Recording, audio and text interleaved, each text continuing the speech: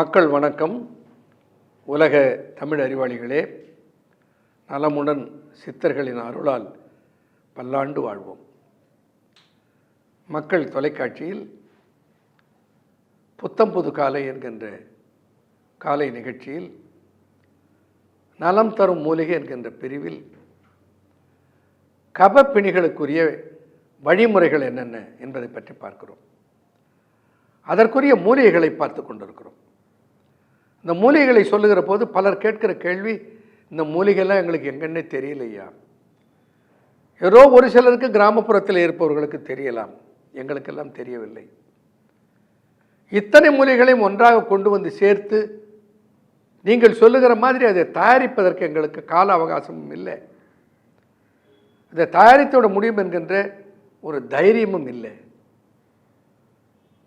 ஆகையினால நீங்கள் சொல்வதைப் போல அது தயாரித்த கிடைக்குமா என்று பலர் கேட்கிற போது அவர்களுக்கு அது எந்த வடிவத்தில் கிடைக்கிறது, எப்படி கிடைக்கிறது என்பதை அவர்கள் புரிந்து கொள்வதற்காக ஒரு புரிய வைக்கிற நிகழ்ச்சியாக இந்த நிகழ்ச்சியிலே நாம் சில தயாரிப்புகளை பற்றியும் சொல்லிக் கொண்டிருக்கிறோம். சித்த மருத்துவத்தில் பவளப்பற்பம் என்று ஒன்று இருக்கிறது. பவளப்பற்பத்திற்கு சுவாச உறுப்புகளை நேர்த்தி செய்கிற ஆற்றல் உண்டு. பல மூலிகைகளுக்கு பல சிறந்த பண்புகள் இருக்கின்றன. குறிப்பாக ஒரு மூலிகை இருக்கிறது, ஆச்சரியப்படத்தக்க ஒரு மூலிகை, எங்கே பார்த்தாலும் கிடைக்கிற ஒரு மூலிகை, அகத்திய பெருமானால் மருத்துவ உலகத்துக்கு அறிமுகம் செய்யப்பட்ட ஒரு மூலிகை. அந்த மூலிகை குப்பை மேனி என்று சொல்லுவோம். குப்பையாக இருக்கிற மேனியை கூட சிறப்புற செய்யும் என்ற அர்த்தத்தில் இது குப்பை மேனின்னு சிலர் சொல்லுவார்கள். இன்னும் சிலர் சொல்லுவார்கள் கும்பமுனி. கும்பமுனி என்றால் அகத்தியன். அகத்திய பெருமான் மருத்துவ குணத்தை அறிந்து உலக மக்களுக்கு அறிமுகம் செய்த மூலிகை. அதனால் இதற்கு கும்பமுனி என்று பெயர். காலப்போக்கிலே மறிவது குப்பை மேனி என்று ஆகிவிட்டது என்று சொல்லுபவர்கள் உண்டு. அவர்கள் ஆய்வுக்கு ஏற்ப ஒரு விளக்கம். ஆனால் இதனுடைய தன்மை என்ன? எல்லா வகையான ஒவ்வாமை நோய்க்கும் ஒரு மிகச்சிறந்த மருந்து. ஆஸ்மா என்பது என்ன? Allergic to dust, allergic to fume, allergic to diet, allergic to the environmental conditions. எதெல்லாம் ஒவ்வாமல் போகிறது, சூழல் ஒவ்வாமல் போகிறது, அதனாலே வருவது ஆஸ்மா.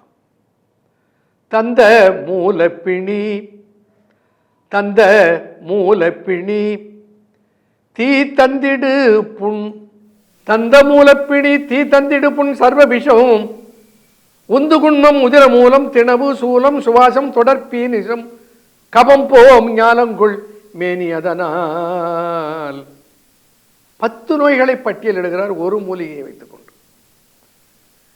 இத்தனை நோய்களை வெல்லுகிற ஆற்றல், இத்தனை நோய்களும் எது சார்ந்தது? நோய் எதிர்ப்பாற்றலை தருகிற வல்லமை பெற்றவைகள்.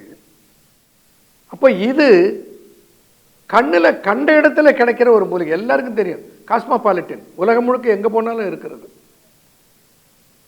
இதை இத்தகைய மூலிகைகள் எல்லாம் ஒன்றாக சேர்த்து பிராங்க்னா பிராங்கைட்டிஸ், அந்த பெயர் அப்படி இருந்தால் தான் மக்களுக்கு விளங்கும். பிராங்கை, பிராங்கியோல் என்ற சுவாச பாதைகள், சுவாச குழாய்கள். இந்த சுவாச குழாய்களில் ஏற்படுகிற உபாதைகளை இது சரிவாக்கும் என்பதனால இதற்கு பேர் பிராங்க் என்று பெயர் சூட்டினோம். இதுவும் ஒரு சிறப்பு உணவு பானம். ஆக இதெல்லாம் மருந்தானா மருந்தே இல்லை, யார் வேணாலும் சாப்பிடலாம். எந்த மருந்து சாப்பிட்டு கொண்டிருந்தாலும் அதை கூட சாப்பிடலாம். ஒரு ஆன்டிபயோட்டிக்ஸ் எடுத்துக்கொண்டிருக்கிறார், கூடவே இதை எடுங்க, ஒரு சைடு எஃபெக்டும் வராது. என்னது மருந்து இல்லையே, இது உணவாச்சே. அப்போ இந்த இழுப்பு, சுவாசம், மூச்சு வாங்குதலை சரி செய்கிற ஆற்றல் இந்த மூலிகைகளுக்கெல்லாம் இருக்கிறது என்று சித்தர்கள் எந்த ஆய்வுக்கூடத்தில் ஆராய்ந்து கண்டுபிடித்தார்கள். ஒரு அமானுஷ்யமான ஆற்றல் அவர்களுக்கு இவைகளெல்லாம் விளக்கியது. அல்லது அந்த காலத்திலே அவர்களுக்கு என்று ஒரு அறிவியல் ஆய்வு முறை இருந்திருக்க வேண்டும். இன்றைக்கு அறிவியல் ஆய்வு செய்தால் அந்த அறிவியல் ஆய்வு இதெல்லாம் சரிதான் என்று ஏற்றுக்கொள்கிறத தவிர இதெல்லாம் பொய், தவறு, உண்மை இல்லை என்று புறந்தள்ளவில்லை. அப்போது பிராங்க் என்கின்ற இன்னொரு மருந்து கடுமையான இளைப்பு நோய் இருந்தால் அப்பொழுது இதை கூட சேர்த்துக் கொள்கிறோம். தொடர்ந்து பார்ப்போம். நன்றி, வணக்கம்.